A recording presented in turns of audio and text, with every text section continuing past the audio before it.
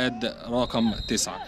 بينما تشكيلة النادي المصري صاحب الأرض اليوم ادي نشوف الرأسية، لسه بنقول التشكيلة عملها جده محمد ناجي جده. محمد ناجي جده من كرة ثابتة، محمد ناجي جده يرتقي فوق الجميع ويسجل هدف مبكر. وكنت لسه أقول إن المقاولين العرب تاريخيا صعب على النادي المصري.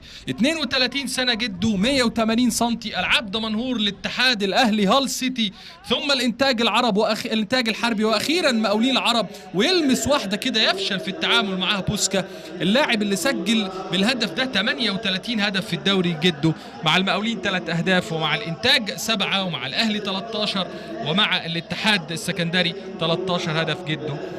اللي جده مرة تانية. شوف 2 وسط كام ابيض ومش عارفين ياخدوها منهم. ديديه كوريه يعني جه يكحلها عماها، اداها اللاعب المصري. دخل مرة تانية ديديه كوريه، تتقطع منه. محمد الشامي يا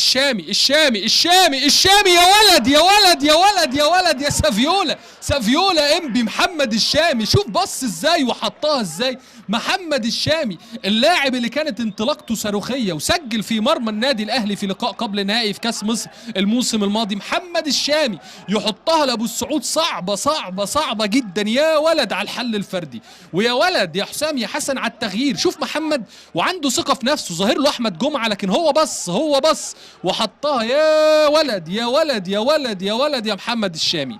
في الاسم شامي لكنه يلعب للمصري البورسعيدي وهو مصري اصيل. محمد الشامي يحط هدف جميل جدا على يسار الحارس محمود ابو السعود، واحد من اجمل اهداف الجوله. هنشوف تلت ساعه من نار. ادي انطلق محمد حمدي، يتدخل على طول ابراهيم القاضي،